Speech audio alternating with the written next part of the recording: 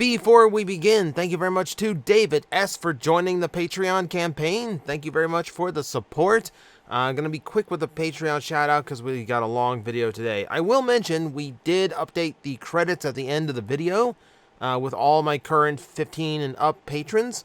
Thank you very much for that level of support. It helps out huge. I do know that at the beginning of the month, Patreon is a little bit weird about its listings. It doesn't always show everybody. So if your name isn't in there, but you're currently subscribed at that level, I'm gonna check it again in like a week or so and make sure everything's up to date. So don't freak out. I just have to wait for it to work its way through. Okay, so once again we have our traditional at this point I guess it's tradition, a Q&A video going on about all the things you asked me during the month of December. As usual, if you have something else you want to ask me, or if you're brand new to this, then feel free to leave a question below. There are rules to this. Number one, keep it short and sweet. We want these quick in and out answers, so nothing that makes me sit there and think, because I want to get through as many as possible without making this video for 6 hours long. Number two, only one question per person. If you have more than one question, please save the second one until the next Q&A. I will ignore the secondary questions so that we can make room for everyone else's. Also, make sure your question is TOS friendly. Also, always a big thing.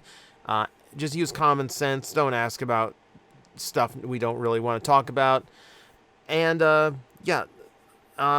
If you just have a comment on the video, just mark it as comment so that we don't start reading out the wrong things. So, with all that established, let's go ahead and we will start with after Peter Cullen, who was the next best Optimus VA. Probably, like, honestly, I mean, I think Alan Tudyk is nailing it right now in Earthspark, but if I'm going through your list, out of those lists, probably David K. I mean, Gary Chalk is basically just doing Primal. It's basically the exact same voice, and, referentially, that's fine. But it doesn't really strike me as Optimus Prime when I hear it. It's just too iconic of Primal. David K. had to bring something completely new to the table. It's a different type of Optimus than we had ever had before, and I think he pulled it off really, really well. Going off your Skybound video, what's your favorite version of Optimus, and do you prefer when he and Megatron are simply opposing war generals or brothers torn apart by their ideologies? I think my favorite is still the original. I mean, like, legitimately G1 cartoon Optimus Prime, I think is still my favorite. I try not to make myself out to be a G1er or anything. If anything, I'm a Beast Wars kid. But honestly, I don't know, I just really like the spirit and the characterization of the original Optimus Prime. I don't like it when he gets politically heavy. I don't like when he gets spiritual. I just kind of like the strong, heroic leader type. As far as his relationship with Megatron, I prefer they don't have a relationship before. I think trying to make them brothers torn apart just trying to add a tragic element that really doesn't fit the characterization of the two. I prefer when they're just opposing sides. I really do. Let's see. How do you think Hasbro could go about doing new versions of the RID Spy Changers, and which one would they do first? I mean, the Spy Changers are actually pretty easy. I mean, I'm sure Hasbro, they knew they could do it, would love to get away with it these days. I think just because they're always on the small side, you have to make them core class.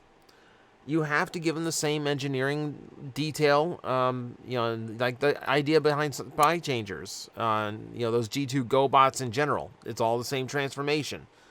I'd probably do, like, it depends, which ones they do first depends on, like, what other toys are out there. If they do another red car, I don't want Rev. Or if they do a yellow car, I don't want Rev. If they do a red car as a deluxe, I don't want Wars as a core. My personal choices would be Crosswise and maybe Rev, and then Mirage down the line. The tricky one is Ironhide, because that's a lot of bulk on that toy. But no, they're just identical figures retooled. It's pretty easy. Now, do you think Hasbro get away with modern G1 GoBots multi-packed in Generation Selects. They've already done modern Bugbite and Road Rager. They have a mold for everyone else aside from Bad Boy. Modern G1 GoBots isn't a thing. You just mean like original GoBots. Here's what you have to keep in mind. Their modern Bugbite is absolutely nothing like the original Bugbite. The original Bugbite had one of those windshield faces, like a lot of the Super GoBots had. And they had, and like Bugbite was yellow, like Bumblebee. He wasn't white. I mean, all they're really doing is reusing GoBot names at that point. It's not really, G1 GoBots, as you are claiming them. We've gone over the whole GoBot thing. To make them accurate is literally impossible legally. Crasher's probably the only exception because of her differences from how her toys looked in her and how her animation model lets them play. But, that's a whole other topic. Favorite Christmas holiday special from any franchise?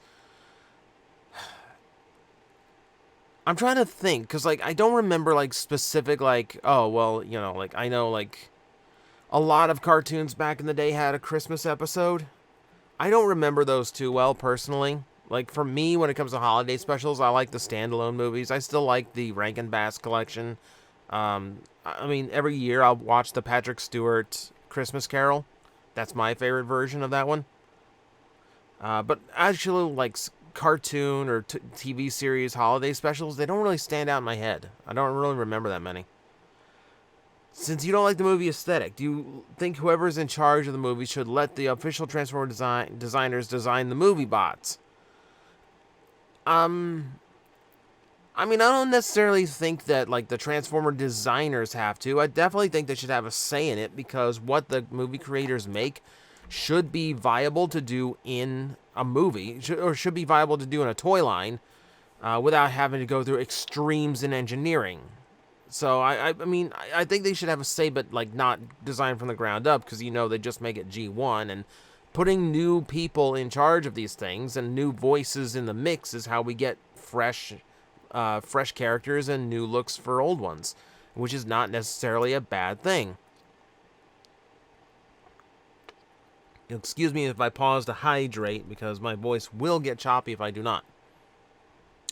What's a sub-faction you want to see get more attention? Cyber Ninjas from Animated, as an example.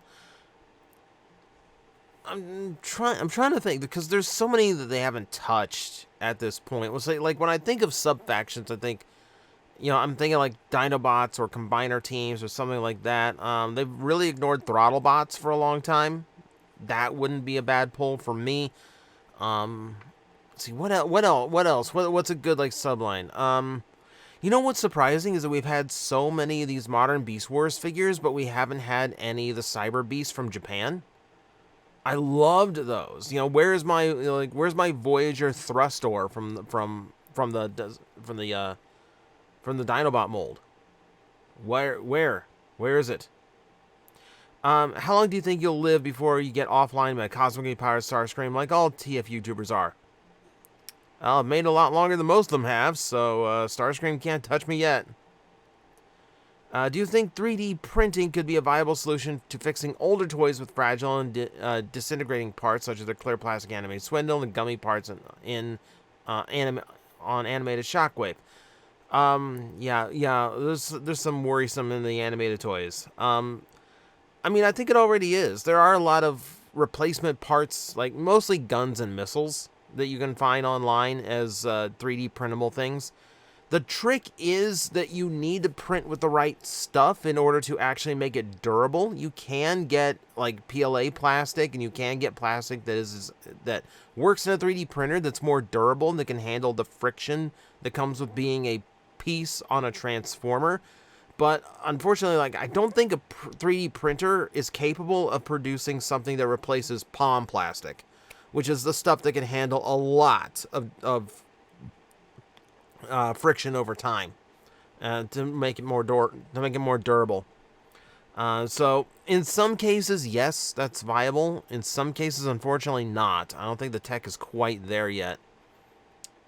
Is there any TF concept that has been used or at least ones very sparingly, you like to see again in modern setting. It could be anything, a type of transformer, a part of their history, a specific gimmick, really any concept that just makes you go, oh, I wish I really wish that had come back.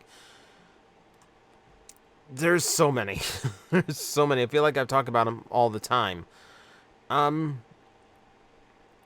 See, like I mentioned Cyber Beast. I love that I love that as an original idea. We've talked about doing Transmetals again. I would love for them to attempt that one again. There are ideas that come around every now and then that I'm kind of shocked that they just don't they kind of don't work with anymore. See, when you put it to that, I'm trying to think of them offhand. But like most of the stuff I really like, we still get. You know, triple changers, combiners, etc. All the really neat stuff. I'm trying to think of something that they did like one time. I thought, oh, that really worked. I can't even do that with Power Links gimmicks anymore because Earthspark just brought it back. I've got them on the way from Amazon now because someone gave me a heads up. If there's anything like, you know, any like concept like that, like I really just wish they'd like. I mean, I don't know. I honestly don't know because so much of it's come back at this point. I mean, I kind of wish they'd try Micromasters again because, you know, if they actually make them good, that'd be great.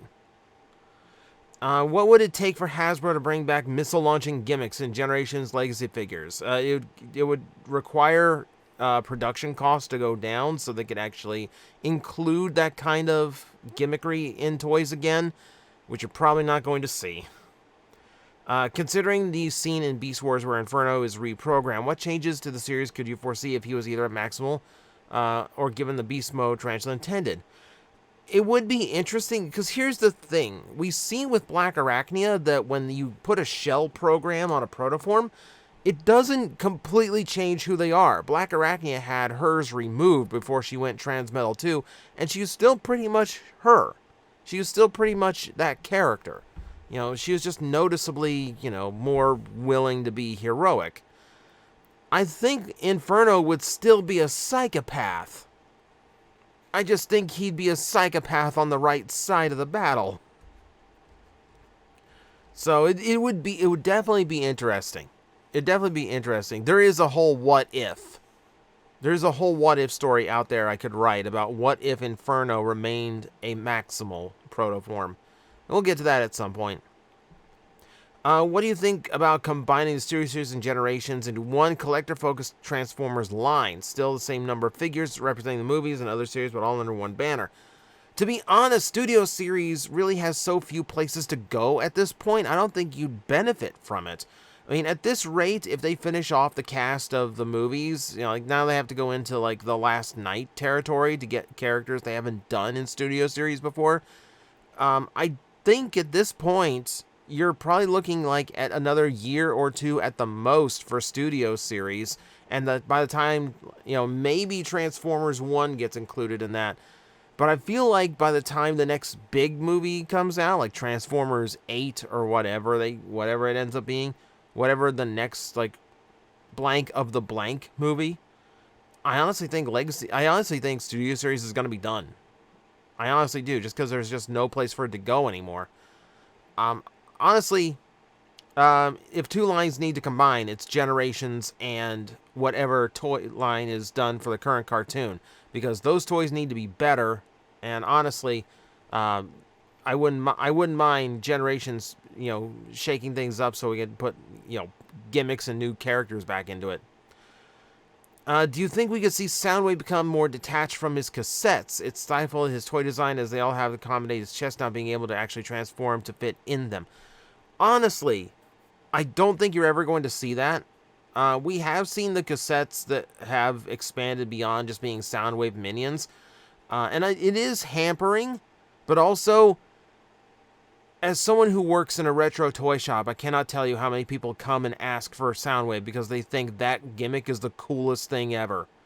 And really, a lot of your Transformers have like solid bulk chests that all the parts are connected to. If there's a door that lets another Transformer hide inside that chest, that's fine. I really don't foresee Soundwave going without that. And you asked the second question. Sorry. Ask it next month, please. Do you think Hasbro will remold Nightshade to resemble their ninja-inspired battle mode from the show? Honestly, I don't think they're going to do anything interesting like that with Earthspark. It feels like they're putting in the most minimum effort with the Earthspark toy line. Like all the repaint toys from the Cyberverse kind of shows that. I don't think they're going to do any alternate versions of these characters. I mean, outside of different size classes and price ranges, you might see a gimmick figure of Nightshade, but you're not going to see them get like a secondary deluxe with their battle mode. Let's see. Just got Siege Impactor. I'm thinking how funny is how 4 of the 5 uses of this mold have just been different Impactors. So I'm curious what you think could be the best remold repaint for it into a different character. I mean, the way he's designed, you could probably do some sort of like generationified Tankor, but I think most people just want Tankor the way he normally is. I mean, I have weird AU ideas, but that would be a completely different thing. If we ever got like another like Dawn of Futures Past kind of set where it's like pre Beast Wars characters, I think it'd make a good Rhinox. Kind of do. Or I don't know. Maybe we get a Demolisher out of it. Maybe that mold's a good Demolisher with enough retooling. I don't know. That is a tricky mold to reuse. Does Hasbro know how to do modern combiners? 95% of G1 recently released, but only one combiner. Do you think Combiner Wars ones were too recent or good enough, not enough profit, etc.? They did fine. I mean, it seems like they did absolutely fine on Combiner Wars, because a lot of those toys were really popular. They're expensive to get now. 95% of G1 is a bit of an exaggeration, admittedly. I really just think they want to take it slower with the combiners now. I mean, I'm sure we're going to get something along the same lines as the Stunticons a bit down the line. But, yeah, Combiner Wars, all things considered, wasn't that long ago. And really, it does stifle a toy line when you have everything devoted to the combination gimmick. So I kind of get what they're going for here.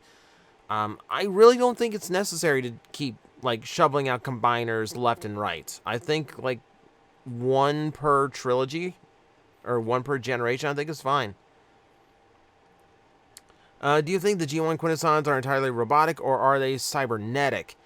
They probably are a little bit techno-organic, because when they, like, you can see how they're treated in G1. Like, when Galvatron is smacking them around, they squish. Like they make squishy noises, and I wanna think that like goo came out of one of them when he like slammed it into the ground. I might be misremembering that one a little bit, but no, they're definitely partially organic. How would you feel if Transformers did a show or movie that had a multiverse storyline akin to Spider-Verse? That would get so messy. That would get so messy. It would be cool. It'd be cool as a way of like kind of explaining what is going on in like these modern generations lines where all these random characters from all over the multiverse show up. I think it'd get too complex to do as a show or movie though, because it's not like, Spider-Verse. It's not like Spider-Verse where like it's just like here's just Spider-Man from every other corner of the universe, from every other dimension. You have all these different multiple versions of all these different characters from within their own timelines. So, if we tap into a universe and we pull out Armada Optimus Prime, that means Energon and Cybertron don't show up. So it's a little bit weirder to figure that one out. If you could add a new faction or bring back a forgotten one, what would it be like? I don't really think there's anything that the factions haven't touched at this point. If anything, I feel like the mercenaries kind of got left behind. Like, part of it was the emblem wasn't great, I guess. But there's a lot of characters that have been coming out that feel like, Detritus feels like a character that should have gotten like a mercenary emblem, because that's what the character is. Didn't get one. No, the weird Autobot in one mode, Decepticon in another mode type thing happened, which I'm not huge on in that situation. If you were to use Blitzwing in any faction, would you keep the animated three-face gimmick or keep him in any fiction? Would you keep the animated three-face gimmick or keep him normal? Honestly, animated because it's so much in a cartoony nature, I feel like that's the only place you get away with the three-face Blitzwing. It would be fun to do some kind of like weird homage to it, but for the most part, I don't think it works in any other fiction. I'd probably just keep a standard Blitzwing head on him. What theme would you pick for a capsule line like Velocitron? Probably Marvel. I've been a big proponent, especially in a lot of these videos in the past, where I really want some of the Marvel color schemes. I wouldn't mind the next, like we had Galvatron, like Galvatron in the comic books doesn't look like toy or cartoon Galvatron. He's like steel blue. And I'd love to see a Galvatron come out in that colors. Soundwave's a huge one. Soundwave is like maroon and like bluish gray. Like he's a very different color scheme in a lot of the Marvel comics, and I'd really like to see a toy of that. He also had a mouth in some of those, so maybe swappable head. But I think that's a really untouched fiction, because, for a lot of people, their original fiction is the G1 comic book, not the cartoon. Let's see, I see there's a lot of crossover between Toku fans and wrestling fans. So are there any coincidences between the two hobbies you find interesting, like how the letters DX mean quite different things? The fact that DX is deluxe in a toy line and Degeneration X in wrestling is just coincidental. I think it's just out of love the exact same thing. It's, people putting on these choreographed fights that they're trying to make as believable as possible. And if you appreciate the artistry that goes into making a pro wrestling match look like two people throwing, slamming, and punching each other around, and notice the similar artistry in like a tokusatsu fight where it's all choreographed combat, it kind of makes sense that people who are into one might be into the other. All right, see, since you mentioned you like a collaborative TARDIS, which of these three would you take? Regular budget deluxe and a two-back with Octus, Decepticon with Dalek All Mode, same as above, but a K9 Minicon. Instead, single extra budget deluxe with animated lockdown-like engineering for bigger on the outside inside robot mode. That's kind of clever. That's kind of clever to design it to like grow as much as possible, so it looked like there's a lot more robot in there. That's actually kind of clever to do. I like that idea. But I think even that would definitely get like a K9 Minicon thrown in, either working as a Power Master or even as a Target Master. Though that would go against the Doctor's principles, no guns. Let's see. Do you think it's time for another new original combiner? We've got so many of them, and Hasbro seems, like we mentioned before, Hasbro seems so gun-shy about doing any combiners right now. We just finished one, and no sign of another one yet. It's hard to say. It would have to be a really clever idea. It would have to be something that really hasn't been touched before, which is another thing we talk about a lot in these Q&A videos. I don't think it's really time for a new original one, because right now I think the focus needs to be making more of them that are styled the same way as the Legacy Stunicons, because that was a brilliantly done combiner group, as well as getting out proper combiners that we haven't gotten yet. Like, we haven't gotten a proper Lyokaiser, we haven't gotten a Monstructor. I think that should be the focus.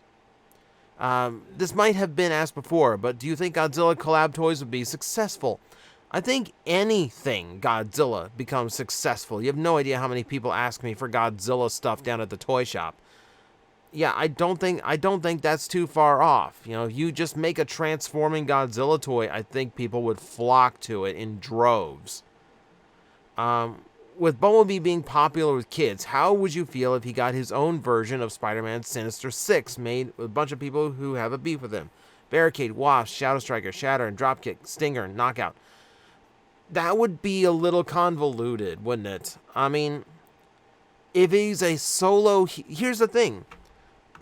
Bumblebee is almost never a solo hero in fiction. He almost always has an Autobot team to back him up.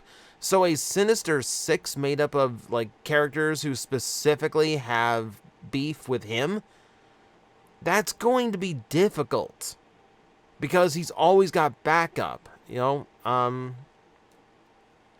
And really, he's not like Spider-Man in that like he is the pivotal force behind the Autobots that really needs to be singled out and destroyed. I don't think it makes sense. That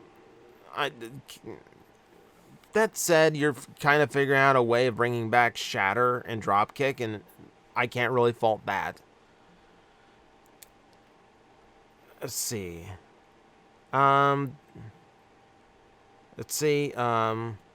right, half wrong, but that's a comment, not a question. Do you think a Transformers Godzilla crossover would work, or would be one-two-sided? Way one-two-sided. Way too one-sided. I don't see how. I don't see a Transformer that has a shot against Big G.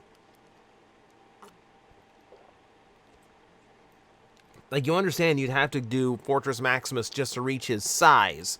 And even then, we've seen much... We have seen far less powerful things topple giants like Fortress Maximus in fiction. Yeah. Godzilla is just destruction made flesh. And flesh that's very difficult to kill. So yeah, I think Godzilla would pretty much just stomp. Do you think we'd see the rest of the DJD and Legacy or future toy lines? We've kind of talked about this, I think, in the last Q&A. The difficulty with doing the other DJD is you couldn't market a transforming sniper rifle. You couldn't market a transforming garbage disposal or electric chair. You'd have to come up with brand new modes for them, and then, hey, if this character happens to be able to turn into something that looks like an electric chair, that's just a bonus that got thrown in that they don't mention or advertise. That you'd have to be very cheeky about how you incorporate that. But point is, no. I think Tarn himself is just really popular, and the rest of the DJD is cool, but I don't think it's going to have the recognition enough to actually get away with that, especially considering two of them would have to be leader or commander class to get away with it, and they're just not prominent enough for that. If you were to collect Super Sentai Mecha, would you choose DX versions or Super Mini-Pla? Honestly, I've always preferred the DX. I mean, I know they don't have as much articulation, but I like the solid chunk feel of Zords. Like, that's what the play value I try to get out of them. I have Mini-Pla versions of some, but and the articulation is nice. I hate the stickers.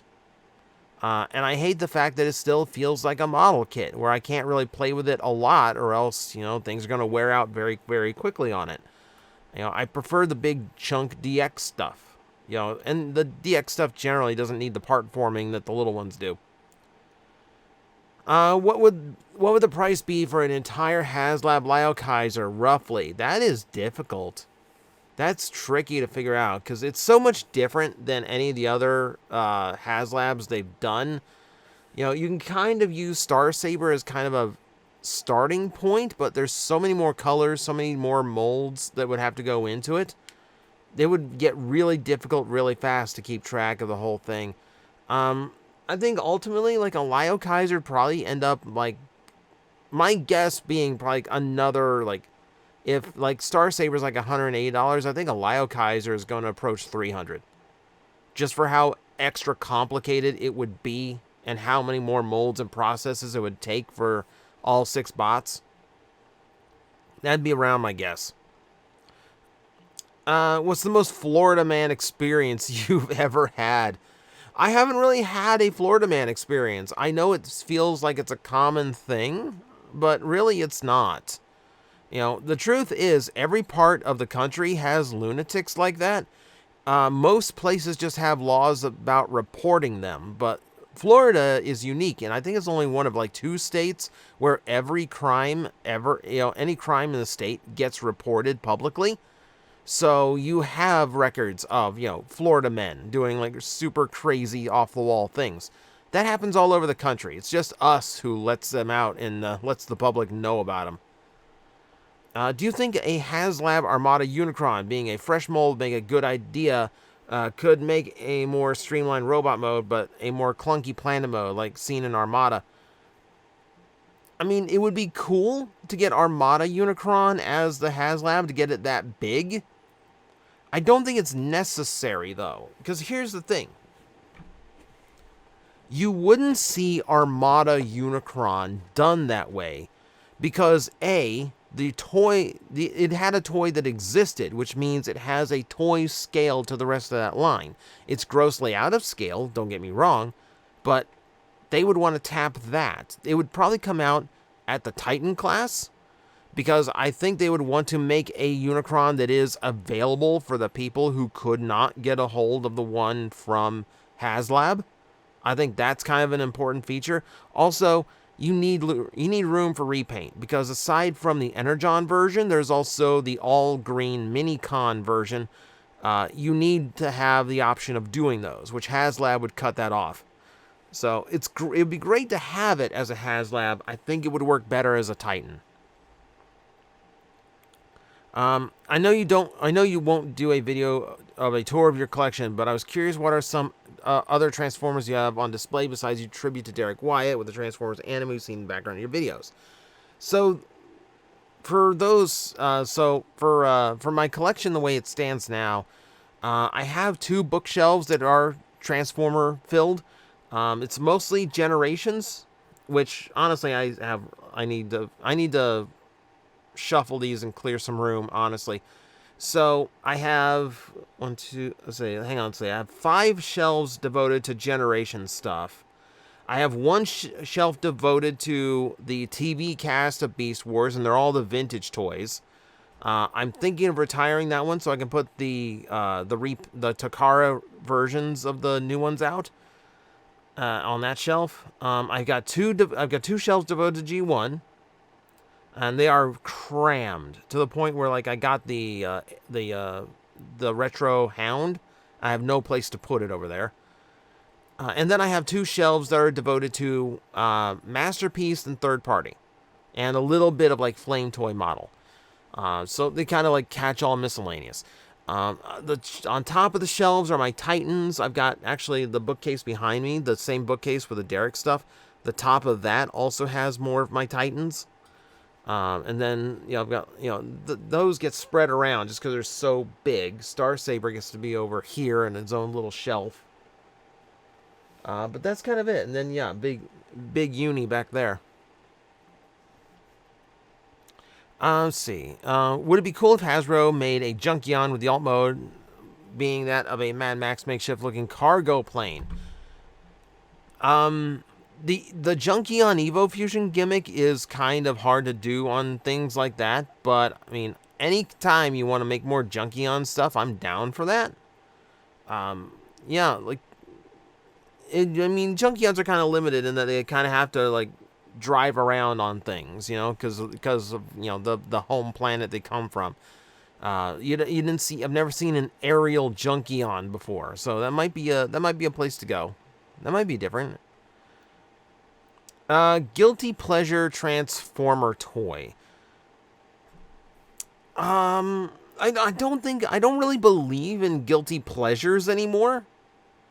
I really don't. I think I've hit the point where it's just like, I enjoy what I enjoy, and if you don't like it, tough, and I don't really care for what you consider, like, for what you think I should feel guilty over. I don't really have anything like that. I mean, I'm not shy about any of the Transformers I mess with. If there's any that are like guilty, like the closest I think I get is like I do have some either like little rescue bot things like that, because they make good like fiddle toys. But even that, it's just like it's just a gimmick Transformer. Do you think Elite One could work as an Autobot leader? I think it'd be interesting if we not really had a female Autobot leader. I mean, it's really hard to displace Optimus Prime. The bad thing with Elita 1 is that we really haven't gotten enough characterization of her to know if she could lead the Autobots. What we had in the Search for Alpha Trion wasn't that wasn't that great. And what we've seen since, like in IDW, no, she's kind of a despot in IDW. We can't do that. She's kind of like the Iron Fist type. And then Earthspark, yeah, the Earthspark one definitely wouldn't be leader material. You know, sub-commander, yes. Leader, no. She's just way too brutal there. Yeah, it's hard to say. We just haven't seen enough of how she originally was to make that conclusion. Do you have any thoughts on Cybertronic Spree? Okay, so this is, for those who don't know, there is a band that cosplays as Transformer characters and performs. I've never seen them perform live. I will be honest, I'm not really a fan. Like, it's super cool what they do, but I don't really like the singing. Of course, that's just me and my personal preferences. What would be the alt mode of your favorite Disney princess as a Transformer? Wow. Okay. Huh.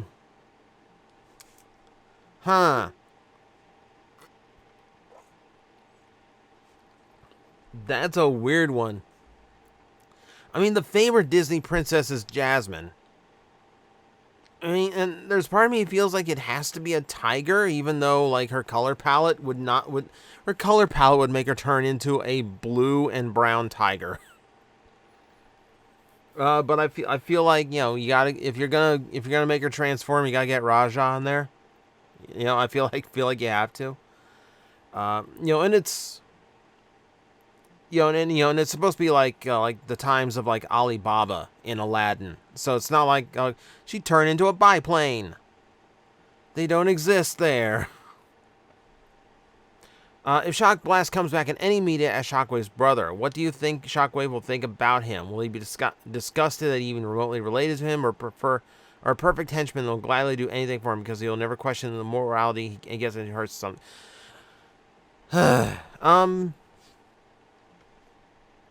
It really depends on what type of Shockwave you have at the time. Is it the power-hungry one that we see in the comic books, or is it the super loyal one from the cartoons?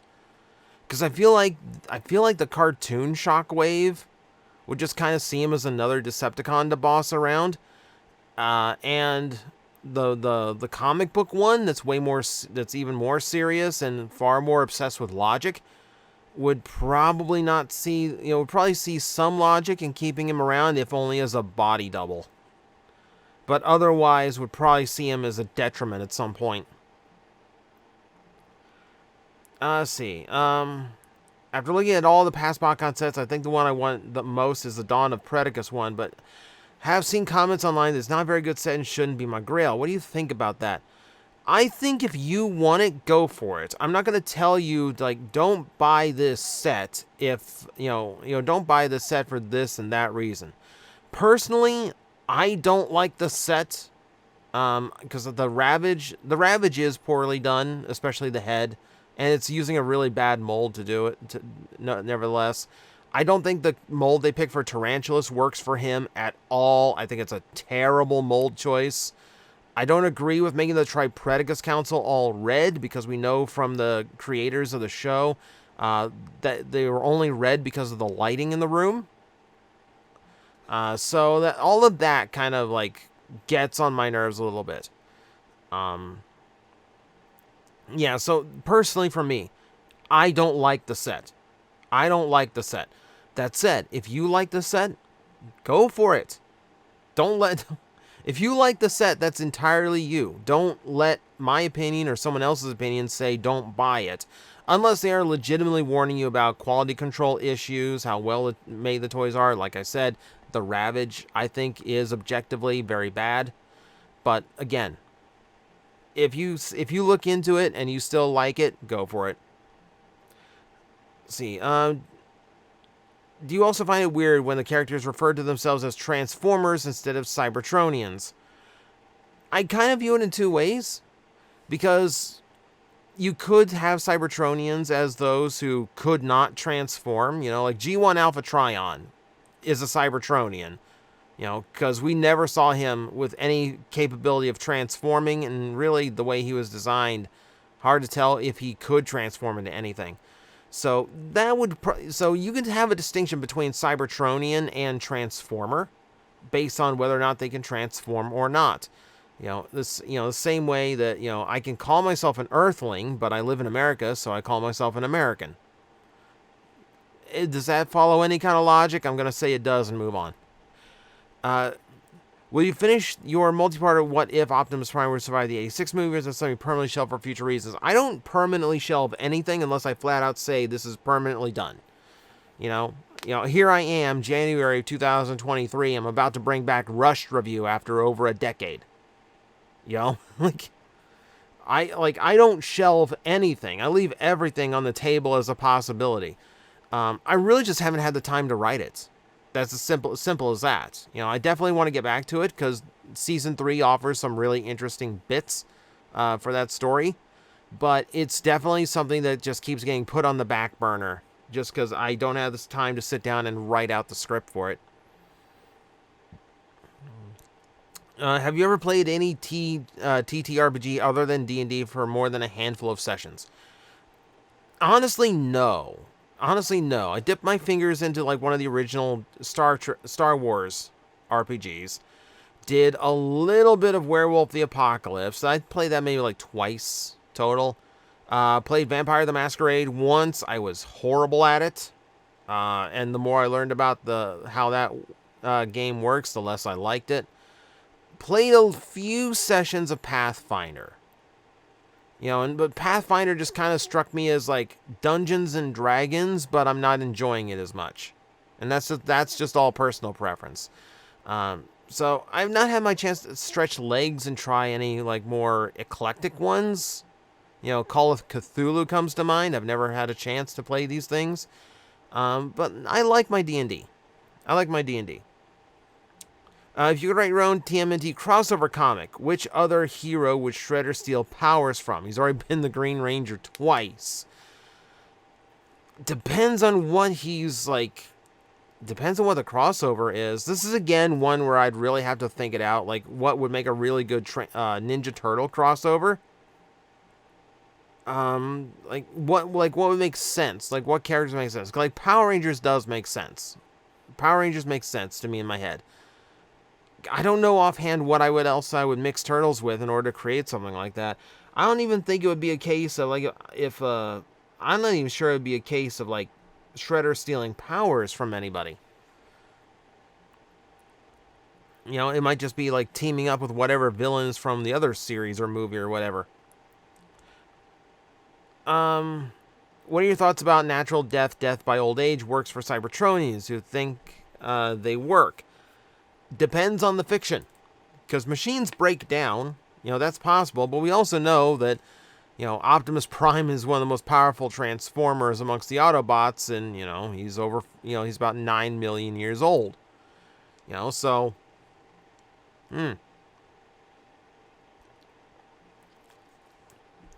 ultimately, I think it's too depressing a topic to make a thing in Transformers. I kind of just prefer them like, yeah, they're immortal unless they get blown up. What Phase 2 Heisei Kamen Rider show would you like to see get CMS toy out of the least or CMS version of the main rider's belt?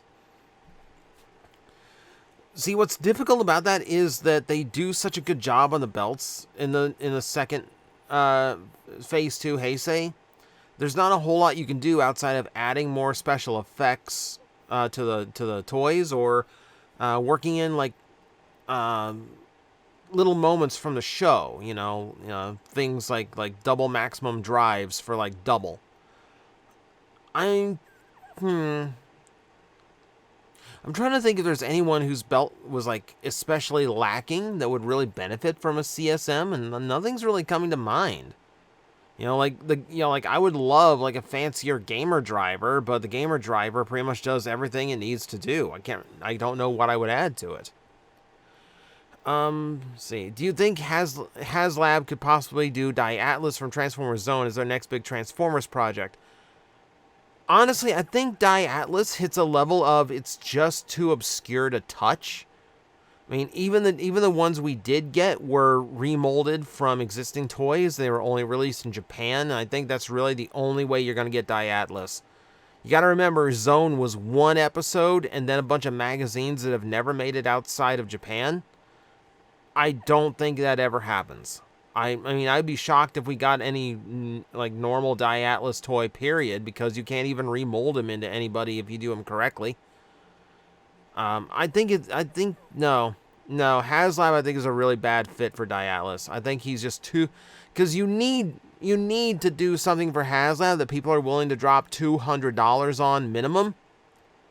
You know, and I don't think Diatlas commands the same, you know, I don't think Diatlas commands the same attention as, like, Star Saber. Despite the controversy surrounding the two characters, do you think we should get Studio Series Skids and Mudflap? No! Because of the controversy. Don't despite it. It's legitimate controversy because they're racist stereotypes.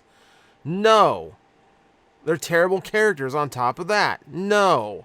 Leave them. Leave them. What VA who has never portrayed Optimus Prime should get the chance to? I don't know voice actors well enough to answer that, to be honest with you. I mean, I don't get to watch cartoons or anime nearly as much as I used to. Even when I did, I really wasn't paying attention to who voiced what. You know, like, when I have favorite VAs, they're from my childhood, you know? Like, I know the Transformer cast. I know, the shows I grew up with, because they're all voiced by the same people. I couldn't answer this one, unfortunately. I'm sorry. I don't know VAs well enough to go, yeah, they should be Optimus Prime. That's a good voice for Optimus Prime. See. If there was any Transformer out there you could own but ended up being the worst, what would... If there was any Transformer out there that you owned but ended up being the worst, what would it be? I'm not sure I understand the question. If there was any Transformer out there that you owned, but ended up being the worst, what would it be? I feel like I did an entire series for years about this. Like, it sounds like you're just basically asking me what the worst toy I ever owned is. It's Titanium Megatron. Like, I've done whole videos based on this. What would Titan class Sari Sumdac transform into? If you had a Titan class Sari Sumdac, she's basically just life size, right? This is just the 8-year-old Sari. I know. I think you just figure out some way of giving her, like, the Hot Rod evolution, like, grow-up gimmick. She just transforms into, like, her teenage self, which would be creepy. But it's an amusing question. It's an amusing question. What would your ranking be of the 5 Terrans from Transformers Earthspark? Oh my God, how do I rank that? Okay. Choosing between children now. Okay, so to be fair, I think all 5 Terrans are really, really good characters. If I have to rank them, if I'm forced to rank them, Thrash is probably going to be on the bottom, because I really don't feel like even in the first season that Thrash was really given enough character and time. Felt like Twitch got to do a lot more than Thrash did. So I'd really like, in season 2, I'd really like Thrash to step it up a notch. Jawbreaker would be just above, and still really like Jawbreaker, don't get me wrong. It'd be Hashtag at number 3. Oh, man. And then, like, Twitch and Nightshade, it's like a coin flip. It could be either one. I love both of those characters. And I think in season 2, if Twitch shows more of this, like, leadership nature that she's starting to take on, I think she would outpace Nightshade as my favorite in the series. But it's very close. Could you please do a future video or 3 on a hypothetical scenario where Hasbro puts you in charge of bringing back the Marvel crossovers line, and how would you handle the first year or so of releases? That falls... Okay, so I appreciate the video ideas. That kind of falls into like what I award for my top level patrons. I appreciate the video ideas, but please don't try to make requests of me to make a certain video or not, because that's something that, you know, like, I give as incentive to my Patreon. I kind of want that privilege to be there. Now, if I happen to naturally come up with ideas like that for a video, okay, I'll go ahead and do them. But for the most part, I'm trying not to take requests unless they come in through my Patreon, because otherwise, like, you know, what are they supporting for? What gimmick do you think will never appear again? It's getting difficult to do a lot of these gimmicks because they're just not affordable to do anymore. And keep in mind, we have a ton of gimmicks that have never come back from when they were originally done.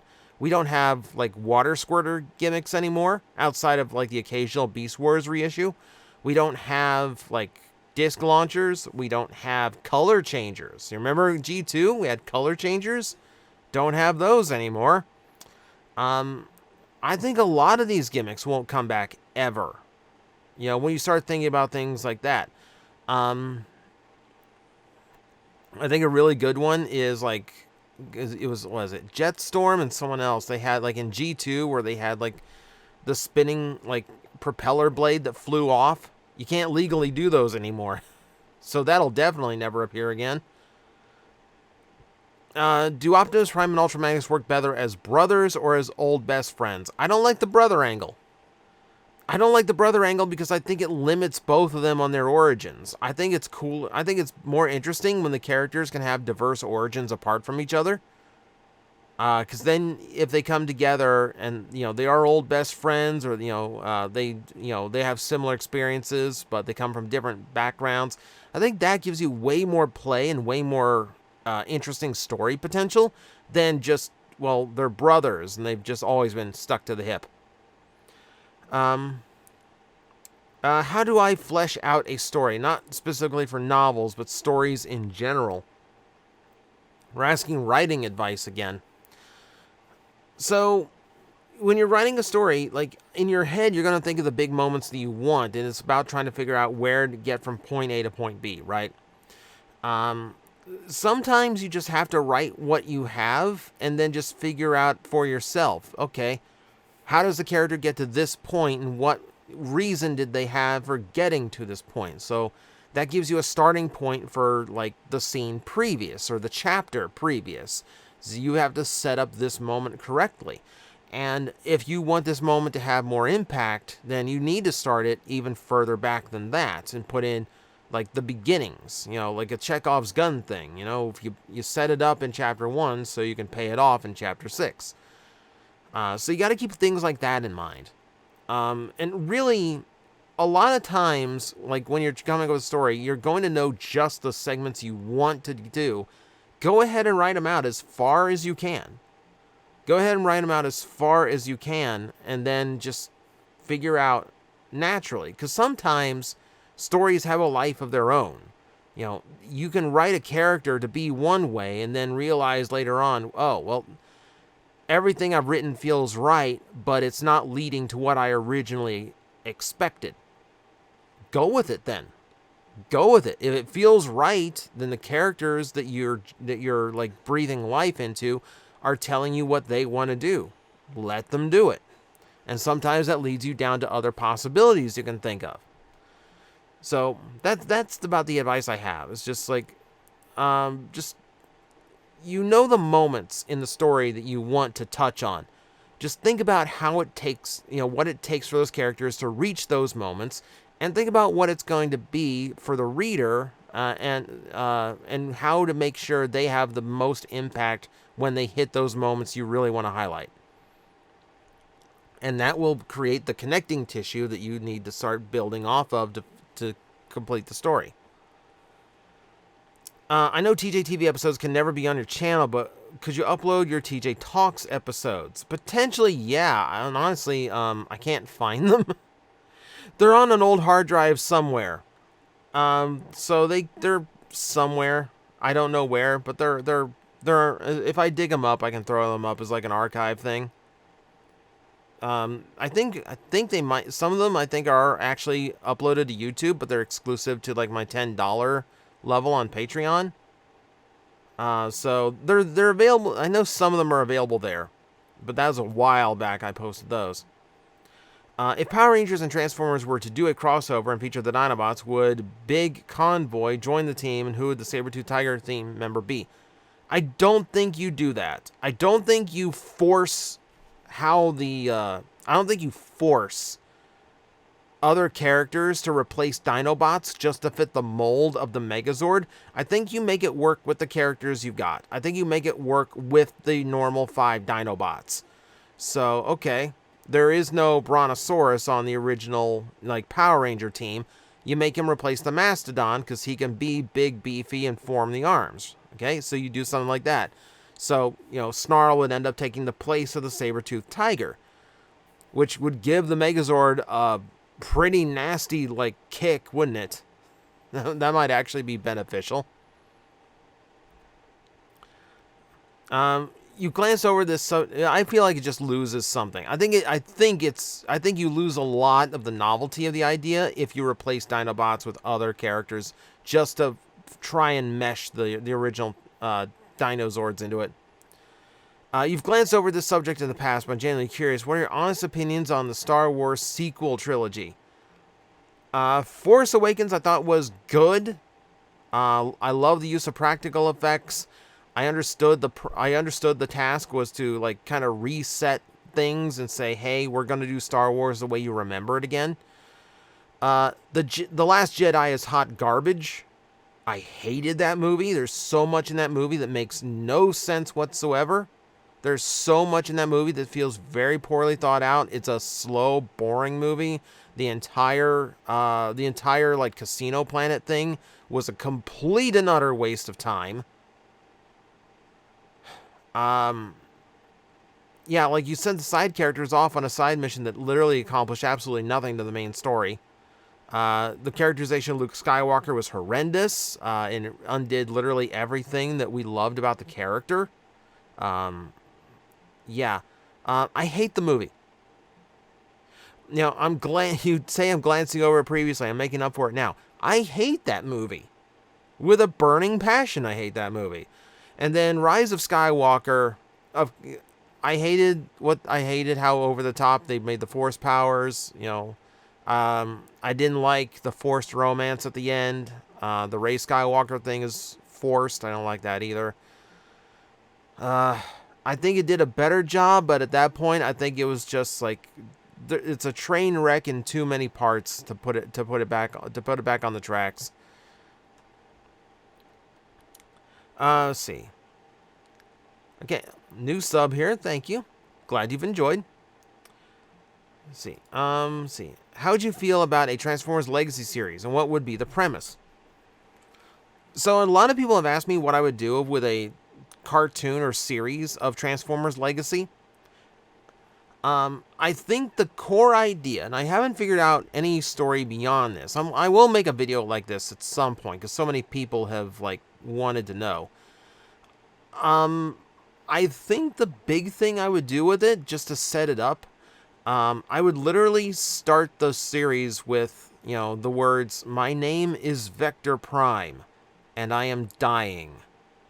I want Vector Prime just like literally dying on the slab, and because he's like the watcher of space and time, he's causing things to go haywire, which is causing all these different Transformers from different universes to jump in.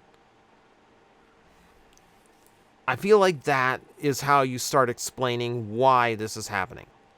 And there is rumor of a new Vector Prime toy, so it would actually fit in.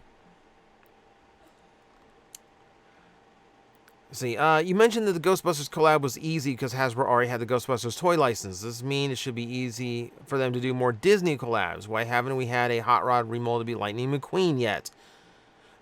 Because that gets into other sectors that they don't really have the licensing for. Like Cars has a completely different toy company doing the licensing for, that it's licensed to. Disney stuff is weird. So like Marvel, all the Marvel stuff is licensed to Hasbro. but not all of the like princess stuff. I don't think. Like I know at one time Hasbro did have the license for Disney Princess. I don't know if they still do or not. And there's some where like there's a new Avatar toy line came out. Hasbro didn't, and that's I believe that's Disney property. They didn't touch that. Hasbro's obviously not doing anything like like there's Aliens toy lines. That's actually owned by Disney because it's Fox. That Hasbro doesn't own those, so it's not like a universal thing. It's not a universal thing. Lots more contracts have to be drawn before that would be possible. Do you ever have dreams where you find a huge stash of new old stock Transformers in some random toy store? I have had Transformer dreams. I used to have a recurring one. Where I was visiting someone's house and they reach into a cupboard and they pull out an oversized G1 hot rod, but in much darker colors than normal, not black, but like really dark red. And he puts it in a box and he gives it to me, and then I can remember. Then I find myself driving away, like because I'm a little kid in the dream, and my parents are driving me away, and I'm looking out the back window, and the box is empty, and I look back at the kid in his driveway, and he's holding the giant hot rod still. Like somehow he magicked it out of the box. Like I've had recurring dreams about going to some like obscure random mall that I was certain I knew where it was in real life. Of course not, and it wasn't a thing. But remember going around shelves and finding like lined up like vintage headmasters and things like that. So yes, I've had reoccurring Transformer dreams where I do find things like that. Which collector aimed line do you think was more worth the high price? Masterpiece or complete selection modification? It really depends on which one is being released. CSM stuff is ridiculously expensive, but there's so many features to some of them that feels worth it. Masterpiece, I've gotten a few masterpieces recently. For Christmas I got Skywarp, and Skywarp is really impressive. I'm not sure it is like its original retail impressive. I got Bone Crusher in $160, and Bone Crusher is really, really cool. I don't know if I got $160 of value out of him though, but like a complete selection belt's like $300 sometimes. And if I want, if I'm like I want the decade belt and I want all the cards that it comes with, we're looking at like $500 now, and like that starts to not become worth it as much. But there are CSMs that are. Some that are cool. I've got the Agito belt. I think the Agito belt was worth the price I paid. So it really just depends on which toy in each line, really. Can the Dinobots with Slash and Scar, Perceptor and Cliffjumper team up with a Season 2 Mighty Morphin Power Rangers, Zords, and Rangers to battle Lord Zed forces with G1 Predacons? Oh my god. Oh my god, you're throwing in so many. You're throwing in so many things here. Why Perceptor and Cliffjumper in there out of nowhere? So, the Dinobots with both auxiliary members, and then Perceptor and Cliffjumper are also there with Lord Zed and the G1 Predacons.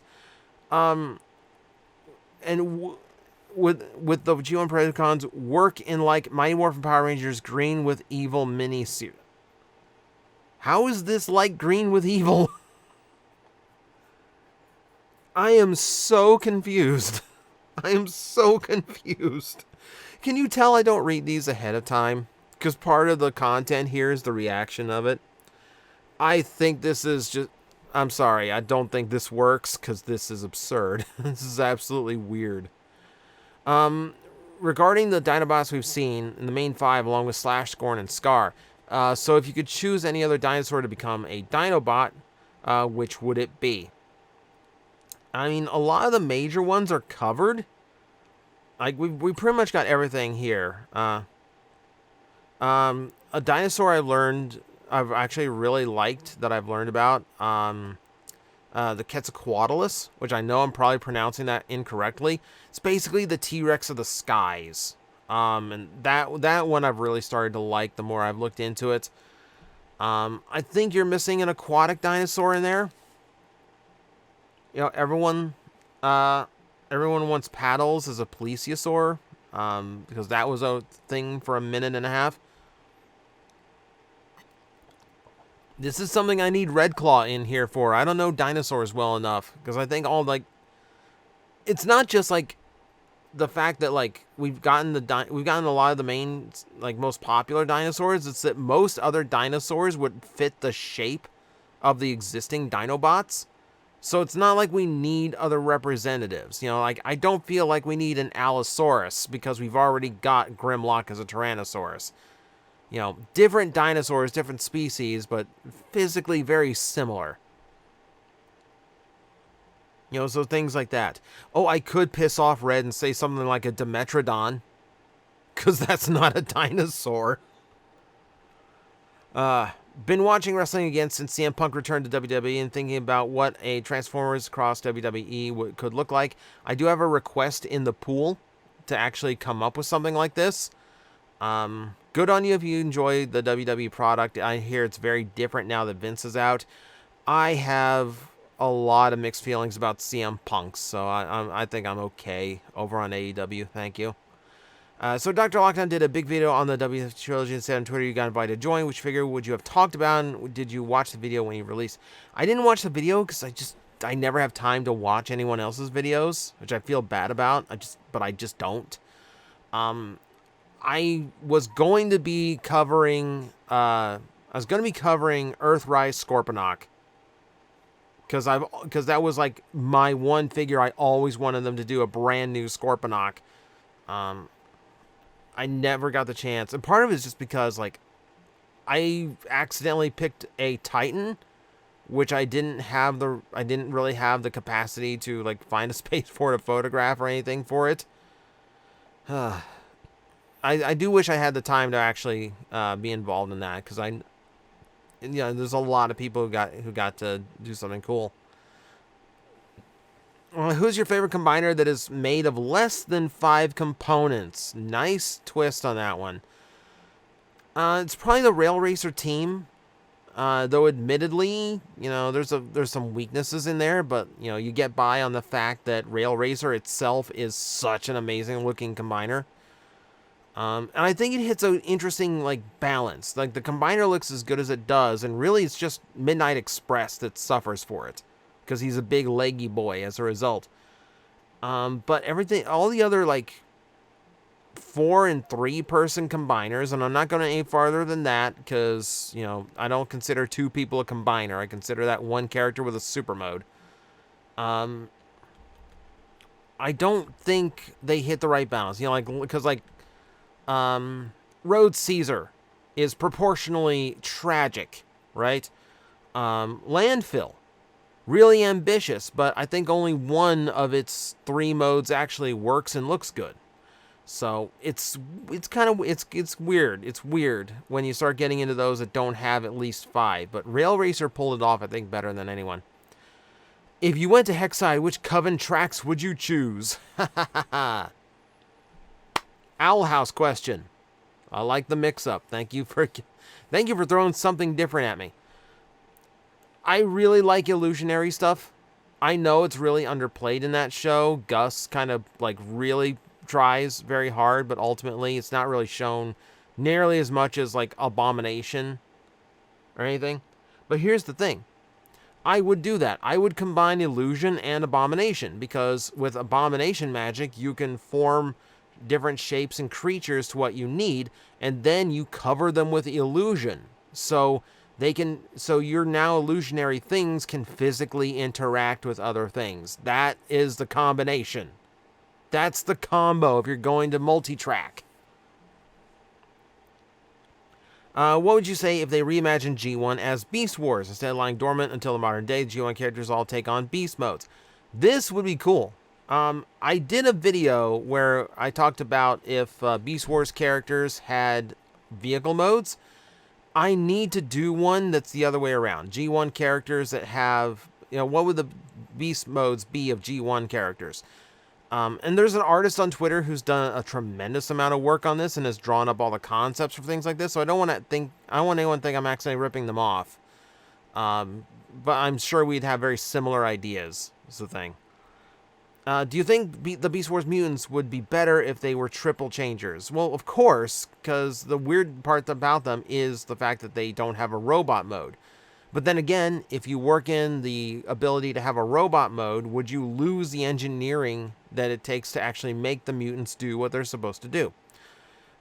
Keep in mind, the Beast Wars mutants are entirely accidental. Those were Animorph toys that they had to redo into Beast Wars toys at the 11th hour because the Animorphs line got canceled.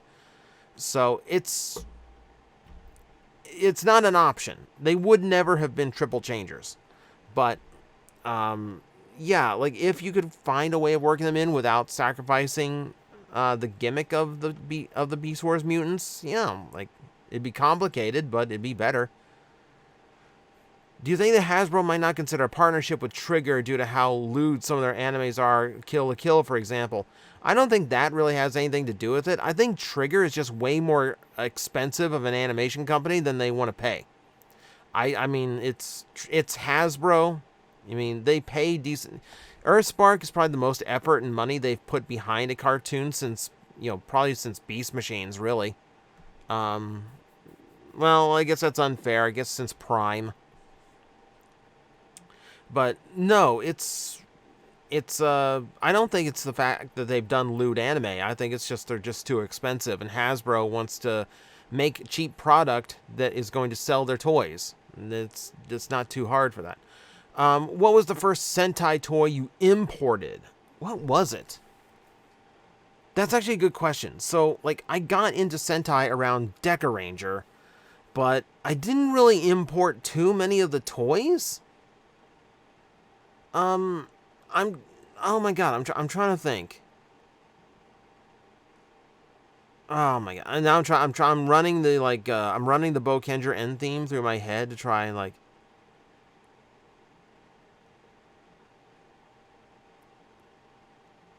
jeez, it really might have been the Gokaiger toys.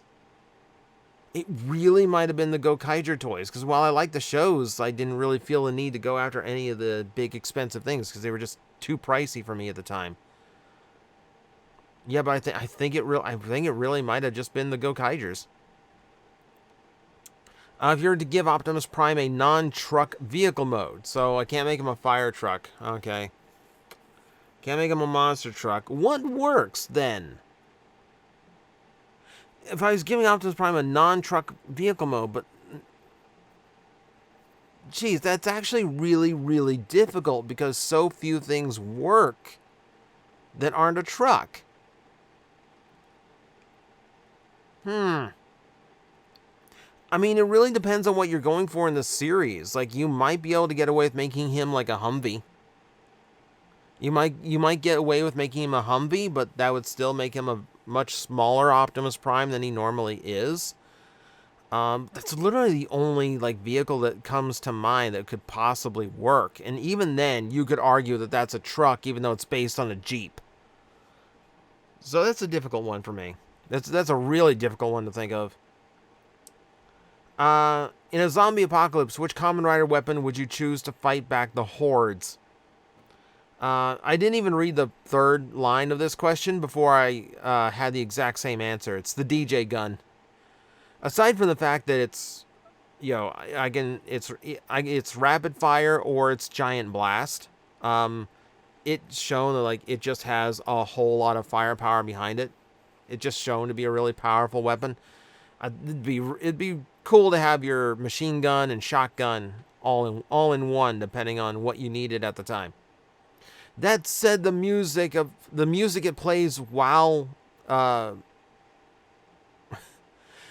just realized that. The music it has to play in order to switch between shots and that might draw the horde more. I don't know. Now I don't know. Maybe maybe it's a Muso saber. Combine a gun and a blade. Are you tired of the MacGuffin story in Transformers every movie? I'm tired of literally every Transformers movie being the exact same plot. Literally, I'm gonna make a video at some point where I'm just gonna show like, hey, here's literally every movie described exactly the same way, because it's the exact same formula every single time. Okay, instead of the MacGuffin plot line, which we get in each TF movie, which would be the best plot type in Transformers? Did you two team up for these questions? Did you organize this? Hang on. Because I can feel my voice wanting to quit on me. If not a MacGuffin storyline, I mean, it really could just be Megatron has found a way of... Megatron's building a doomsday weapon. You know, why can't it just be as simple as that? Why does it have to be like some lost Cybertronian tech on Earth? Why can't Megatron just make something and the Autobots try to foil him from accomplishing it? You know, why can't... Where did we have the team-up story? You know? Where was the story where the Autobots and Decepticons actually have to team up against another enemy? Like, the movies introduced Unicron, which is the thing to do that in every other fiction, and Megatron just became subservient to Unicron's minion. Hate that. Hate that. Do you think Origins Bumblebee could work as a Mega Man crossover as the Wily Machine?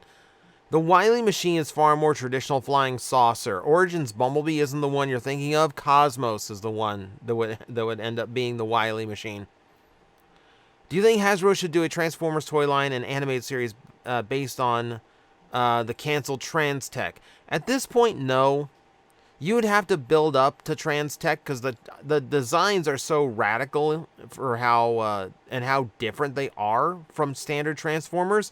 You have to ease into that. You couldn't just dump Transtech on us. Let's see. Your favorite Combiner War Limbot, Rook. Considering it's not one of the characters that actually had vintage toys, it's one of the new replacement characters. I am shocked at how good Rook is. Big, solid, chunky, meaty boy. He looks really good. It's got like a unique style to him. I love Rook.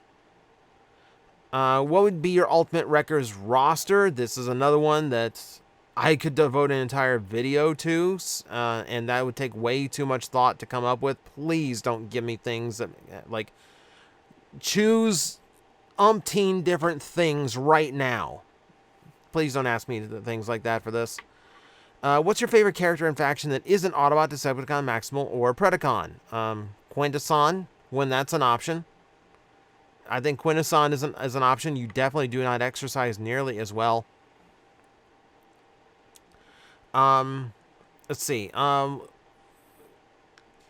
Is there any others? Is there any other, like, what other factions beyond that?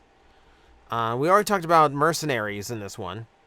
Maybe not Viacons unless you do something very different with them. Jeez, yeah, there's a lot of factions out there, but like none that really stand out of the main four. They're like, yeah, I want them to come back. Yeah, I think just lost to me. I'd really just rather them do something more with Quintesson. Since they can make Transformers, you'd think they could do something completely different with them. If Hasbro made new Prime Viacons, would they live up to the RID Deluxes? If they pattern themselves after those toys, yes. They might not have the budget for that level of engineering now. That's the tricky part. The RID Deluxe Viacons are like magical toys. They are legitimately should never be as good as they are, but they are. I don't think they're going to live up to it. I definitely feel like we're starting to hit that point where between budgetary limitations and the characters that are left for Transformers to do, and the fact that we're now remaking toys that were made in a more modern era where toys were made far better than they were back in the day, we're starting to hit that point that I warned people about, that it might not be possible to improve upon toys from the past at this rate. So that would be a real test if that was true or not. Do you think Skybound will do a multiverse crossovers Transformers in the future? I think Skybound's pretty content to just keep it to like a simple story right now. I don't think they're going to do something as complicated as multiverse. But we'll see. They're definitely doing their own thing with it. Do you think Bellows had a good death in the season finale of Owl House? I mean, Luz gets to show off being the most powerful witch in the Boiling Isles. That's already like super cool for the final battle. And then, yeah, just getting, I feel like it's a good thing that Luz did not actually kill him, because she should be better than that. You know, and the ones that Bellows hurt the most were the people on the Boiling Isles. I think it's appropriate that it was Ida, Rain, and King who did it. And yeah, to just see someone who is that high and mighty and that, you know, just much of an evil character, just be as pathetic as possible, literally just a puddle that gets stomped to death. Yeah, that's the way he deserves to go out, pathetically. Would like a What If Transformers series. I'm going to assume you mean like the Marvel What Ifs. Yeah, that would be fun. That would be fun. Again, something Hasbro probably wouldn't put budget into, but it'd be fun.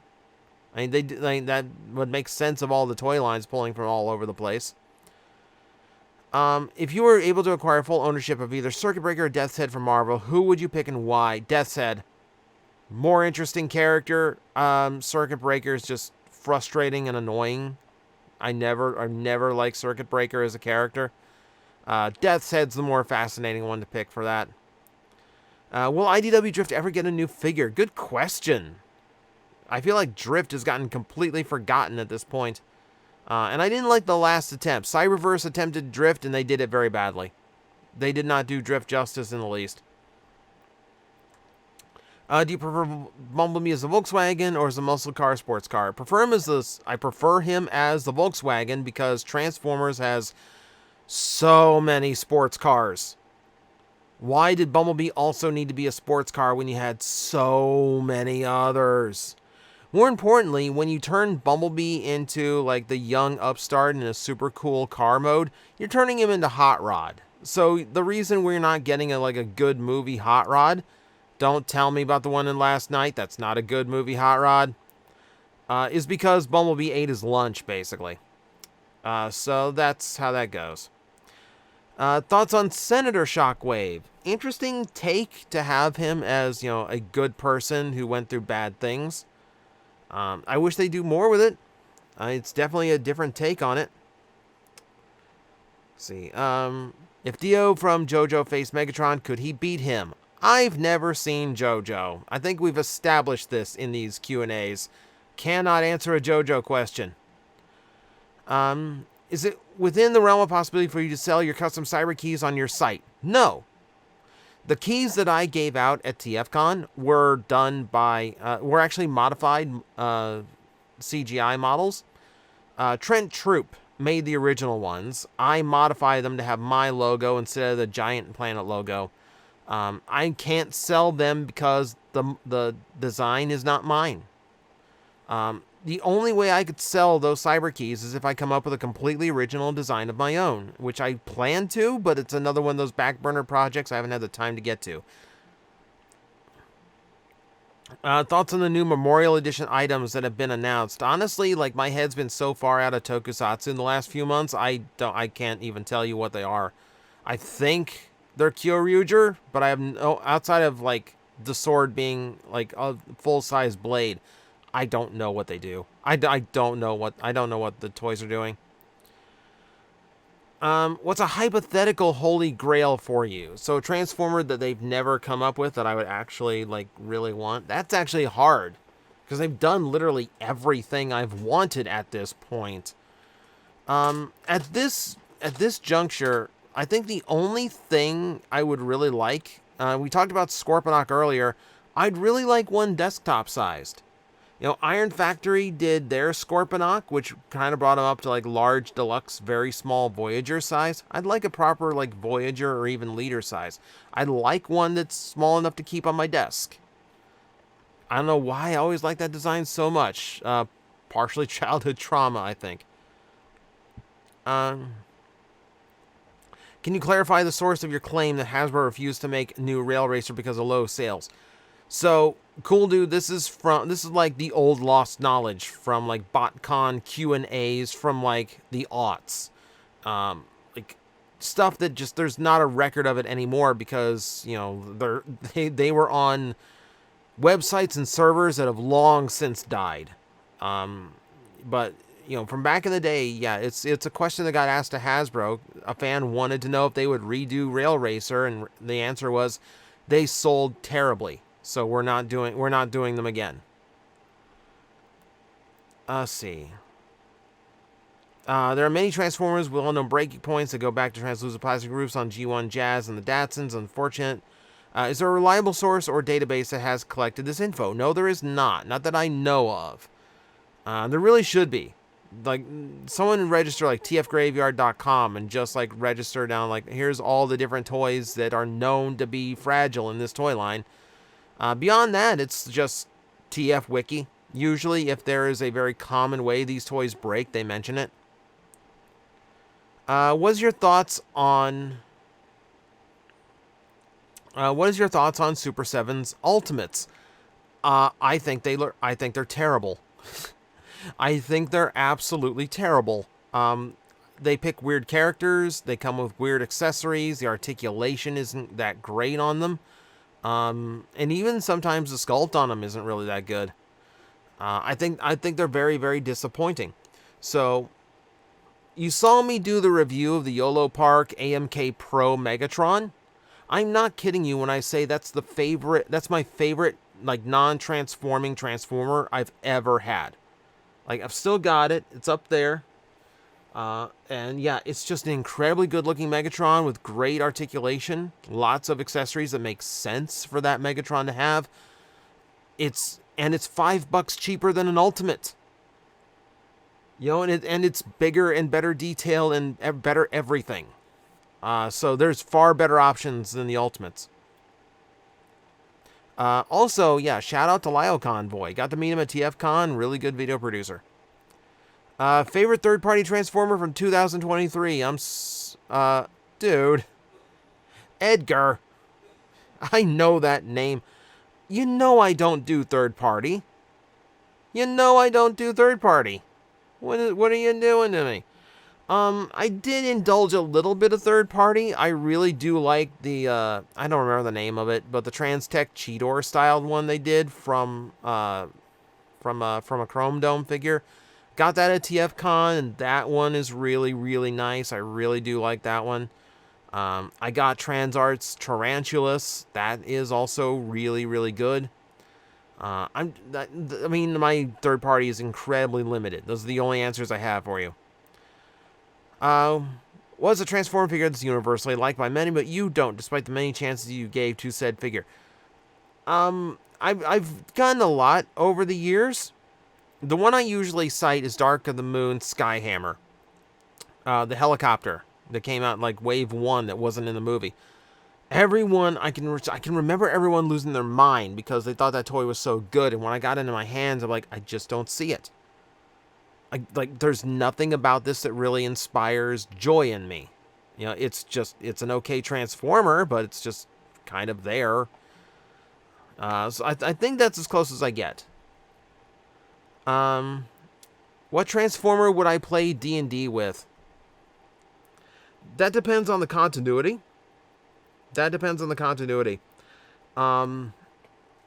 If I want someone at the table beside me, then I'm probably looking at like Skybite.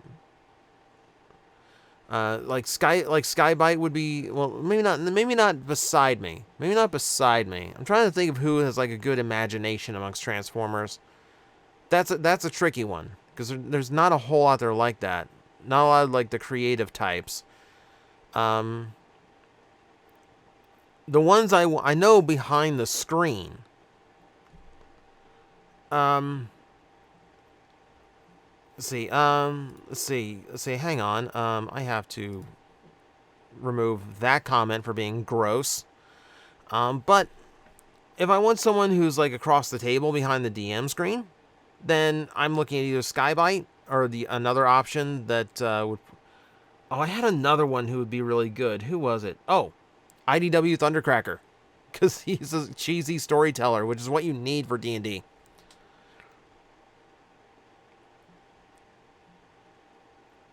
Okay.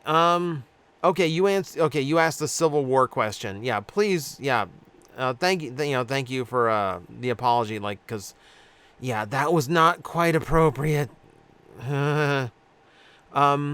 What's your favorite Mega Man Robot Master, and what's your favorite Mega Man game? My favorite Robot Master, it kind of goes back and forth. Like, it's usually either between Metal Man and Top Man. I actually really like Top Man. And my favorite game, I really like the Legends games, but the one I go back to the most is the original Mega Man X. I mean, I think that's a perfect balanced Mega Man game. See, favorite type of pie, banana cream. You get to know me enough. Like, if it's banana flavored, you've won me over.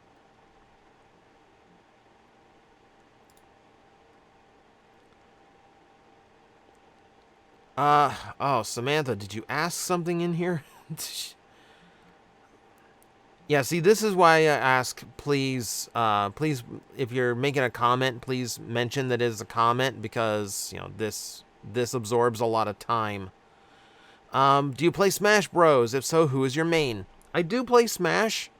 I don't have a main. I'm not competitive or serious enough in Smash to have a main. I just kind of dance around a lot of characters I like. Obviously, I jump to Mega Man a lot.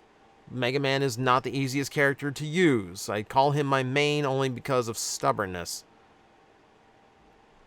Let's see,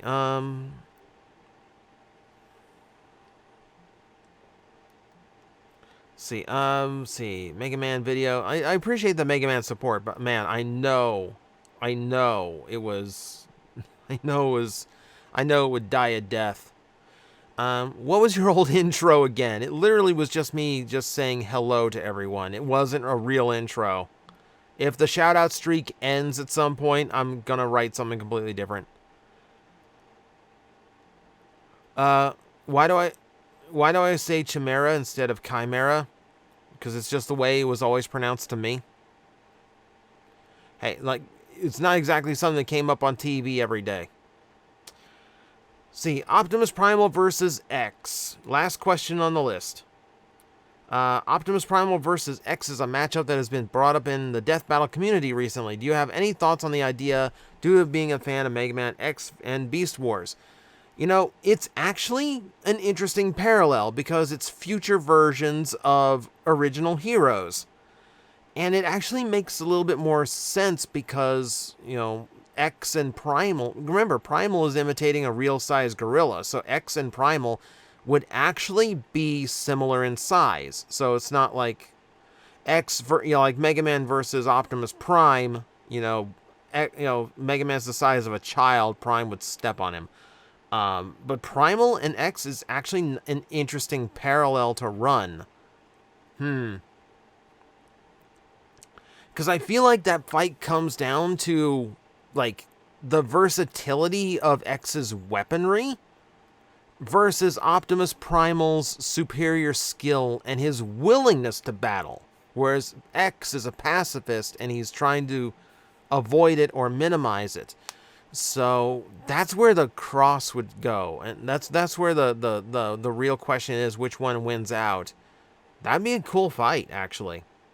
That'd actually be a very cool fight. And that is going to be the end of the news roundup news roundup. Jeez, it's a Monday, so that's where my brain is. That's the end of the Q&A for the month. Thank you everyone for asking. I'm sorry if I ended up skipping some because it's a lot to go through. If you had a secondary question, please leave it for the next year. That technically, yes. Yeah, leave it in the comments below. I'll be answering those questions at the beginning of February. Remember, short answer questions only, so we have time for everybody. Everything needs to be, everything needs to be within TOS. Everything needs to be marked as a comment if it is not a question. And yeah, only one question at a time. Please keep that in mind. So, as always, thank you everyone for watching. Hope you had your answer. Hope you're satisfied with the answers. I will see you next time.